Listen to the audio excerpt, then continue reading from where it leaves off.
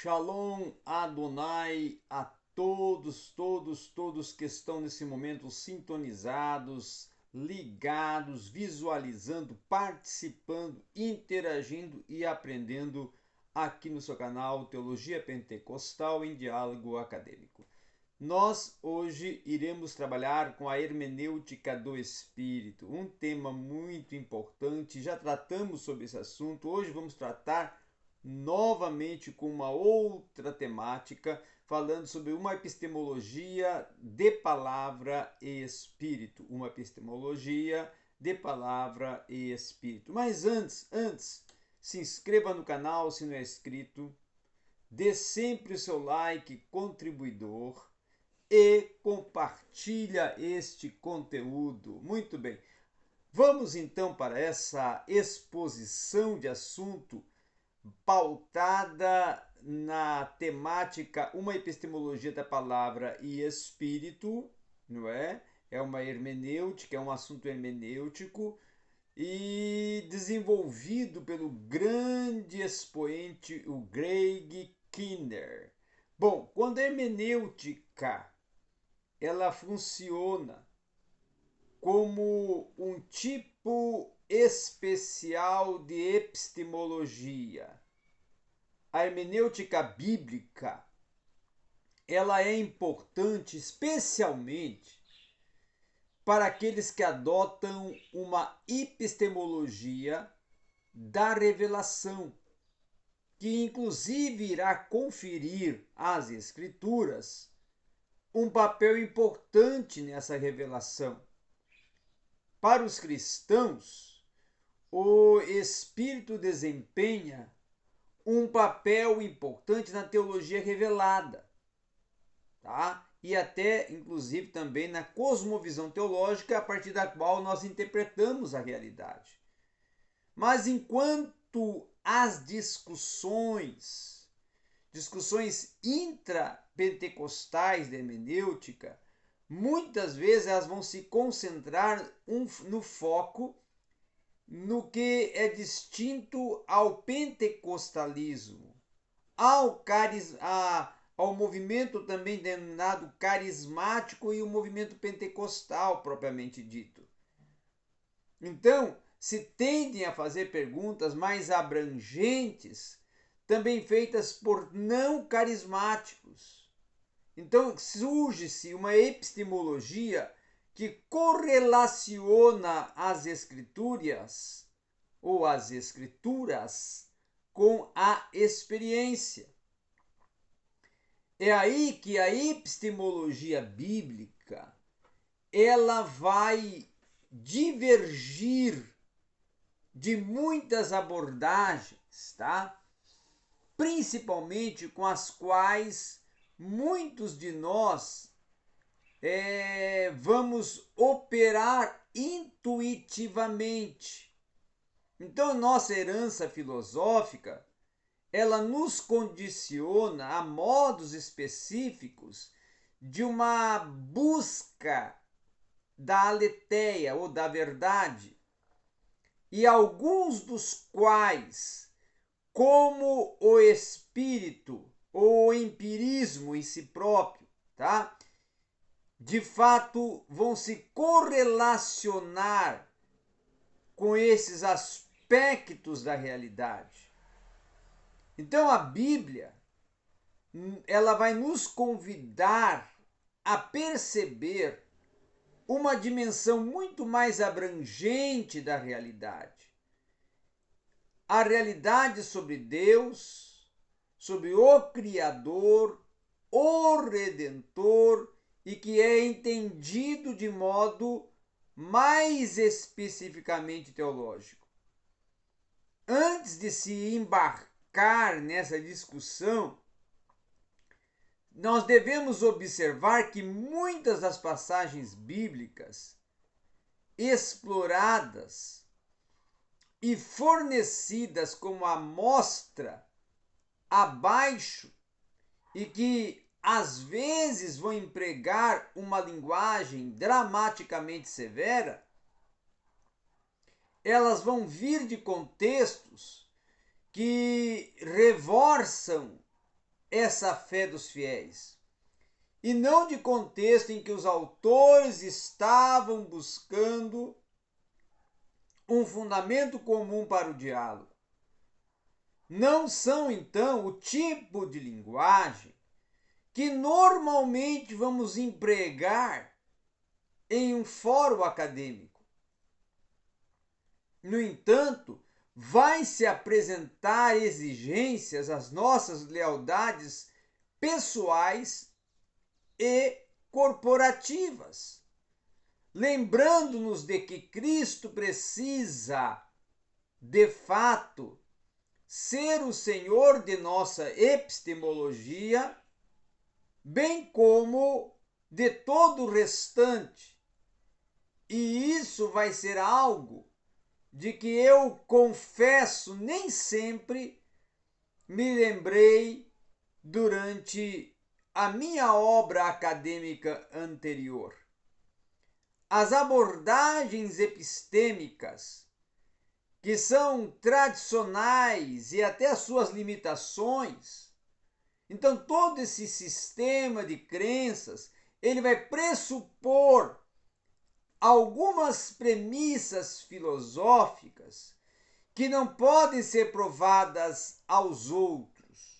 Premissas que muitas vezes até não podem ser provadas pelo sistema de crenças por si mesmo. Por exemplo, o empirismo oferece o melhor método, tá? Desenvolvido para aprender detalhes sobre a própria criação. No entanto, até mesmo a filosofia, aquela introdutória, filosofia raiz, ela muitas vezes vai observar que não se pode provar empiricamente a pressuposição de que a verdade pode ser aprendida somente de uma forma empírica. Então, essa regularidade do que nós chamamos de natureza, que ao menos sob determinados tipos de condições irá permitir que confirmemos ou até observações por replicação e experimentação, é a partir dela que nós não podemos repetir eventos históricos de uma mesma forma, de um mesmo modo. Por quê? Porque os melhores tipos de evidência que estão disponíveis, que nós consideramos os mais úteis para o contexto historiográfico, jornalístico e até de comunicação interpessoal, muitas vezes eles não conseguem satisfazer essas restrições, que são restrições mais limitadas, e muitas vezes até mais limitadas da própria ciência experimental, que está relacionada diretamente com o empirismo. Então isso irá ocorrer precisamente por quê? Porque a atividade dos seres humanos, ela apresenta menos regularidade previsível do que é concebível para entidades naturais em um nível menos complexo. Então, em ambos casos, nós podemos oferecer uma variedade de previsões, mas a complexidade, muitas vezes, de muitos fatores que vai envolver essas questões de escolhas e de atividades humanas que diferem a amplitude da variação aleatória e até em estruturas que, com menos conteúdo da informação. Então essa historiografia, ela vai refletir em uma esfera de interesse cosmologicamente muito mais limitado do que a química e a física do universo. E como tal, ela então vai oferecer menos precisão epistêmica, como irá exigir maior flexibilidade na avaliação de várias amostras de evidência. Então, embora o método científico seja enormemente, né, benéfico para a humanidade, se toda a verdade se limitar somente ao que pode ser reproduzido e também replicado em experimentos, aí vamos precisar, como é observado acima, essa rejeição não somente da teologia, mas também até das disciplinas, tal como a historiografia, o jornalismo ou qualquer outra coisa que lida com o ser e com seus eventos únicos. E também, normalmente, não conduzimos nossos relacionamentos, incluindo eles, numa questão somente de que amamos e de forma processual, empírica, experiencial. Mas muitas das vezes entendemos em dados empíricos que o relacionamento de respostas neurológicas nos ajuda a entender essas conexões humanas. Então, o empirismo ele é útil e verídico em sua esfera, mas essa esfera não inclui toda a realidade. E o empirismo nem mesmo irá buscar fazer esse tipo de perguntas, muito menos responder a elas. E isso irá ajudar a explicar por quê. Porque repetindo uma abordagem exclusivamente empírica, não irá conseguir justificar a si mesmo empiricamente. E esse empirismo, que pode até examinar evidências que alguém poderia apresentar sobre a atuação de Deus no mundo, e a interpretação dessas evidências, exceto até por um potencial de falsificação, ele vai estar além da competência do empirismo no sentido mais estrito. Na verdade, o próprio processo de interpretação ele vai envolver mais do que a simples observação e experimentação. Então, as teorias científicas elas vão usar modelos e interferências na melhor explicação que atualmente está disponível. Embora eles ou elas, né, venham a surgir de dados empíricos que estão acumulados e que muitas das vezes são testados e acabam até em algum momento sendo falsificados empiricamente. Então, é no conhecimento empírico que vai se sujeitando à revisão a base e as evidências mais plenas. Por exemplo, vou dar aqui um exemplo. A limitação de uma regularidade em condições que estão anteriormente observadas, quando uma regularidade ela se torna diferente sob condições antagônicas. Tá? Então, essas estruturas baseadas exclusivamente em um acúmulo de uma evidência empírica, até mesmo aquelas que são massivas, elas se oferecem menos certeza e propõem menos certeza do que aparece na própria matemática.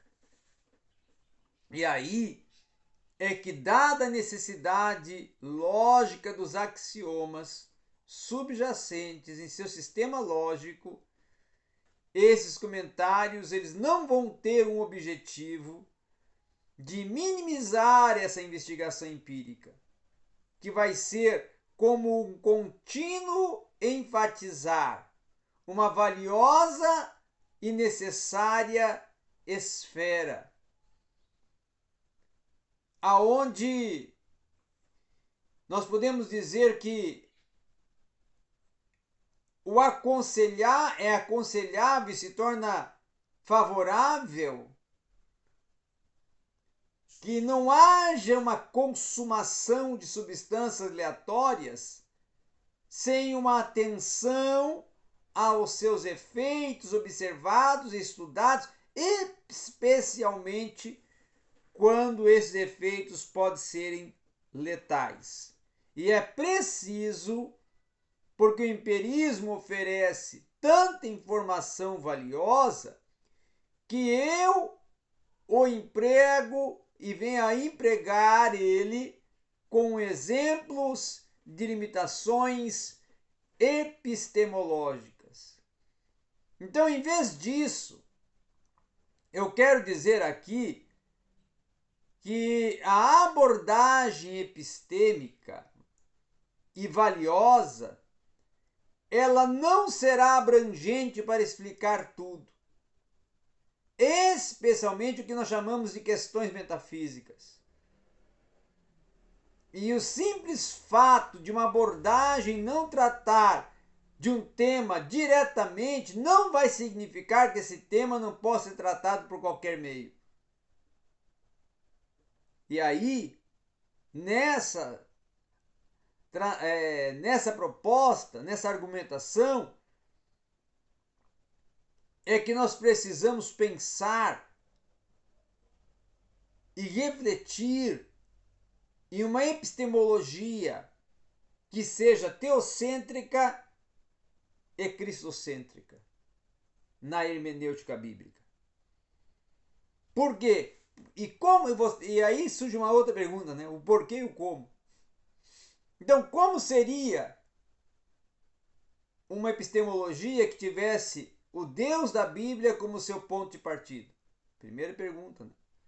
E por que usar uma epistemologia nesse processo?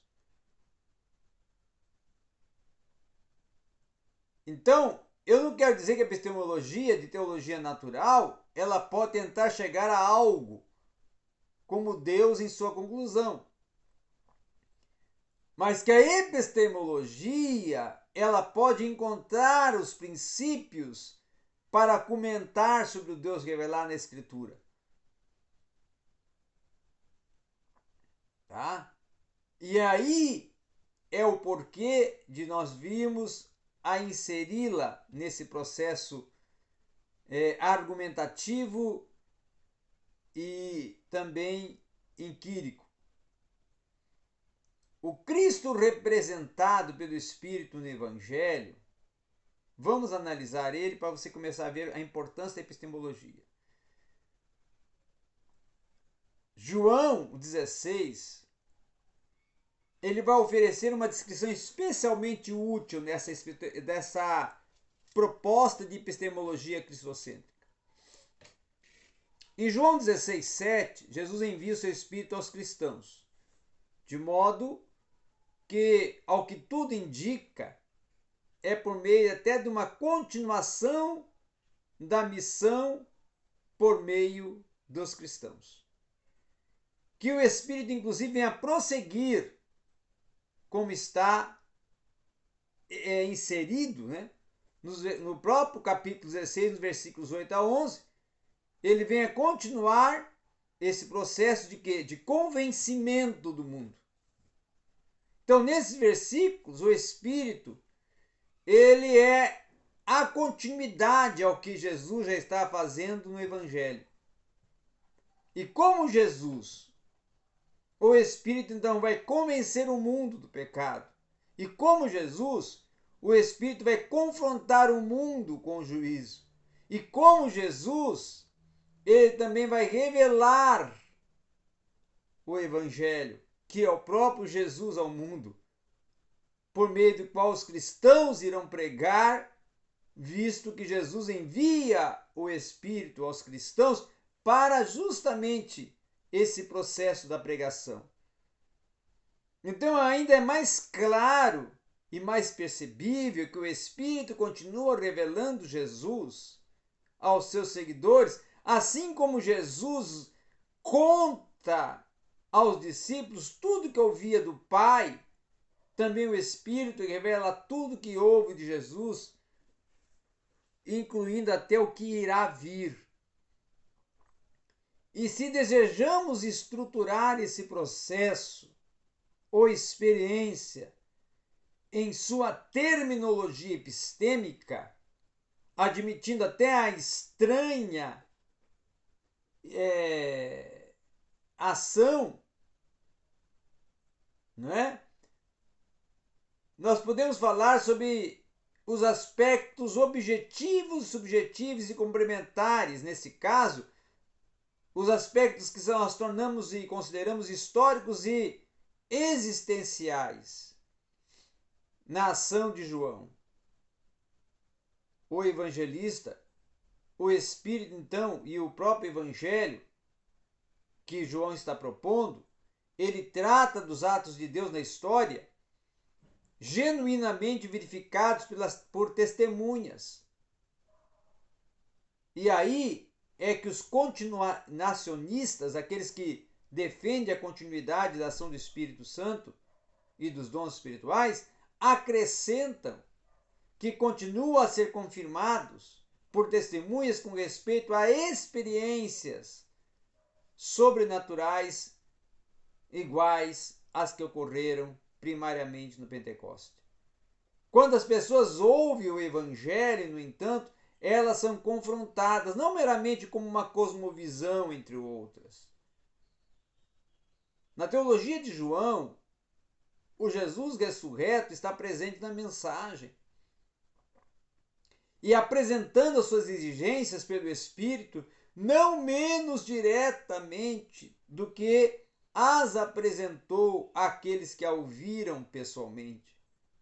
Então, assim, de modo semelhante, Paulo descreve essa resposta dos cristãos à sua pregação com uma aceitação não meramente de palavras humanas, mas as palavras de Deus que demonstram ser divinamente eficazes àqueles que creem nela, conforme está lá em Paulo escrevendo em 1 Tessalonicenses 2,13.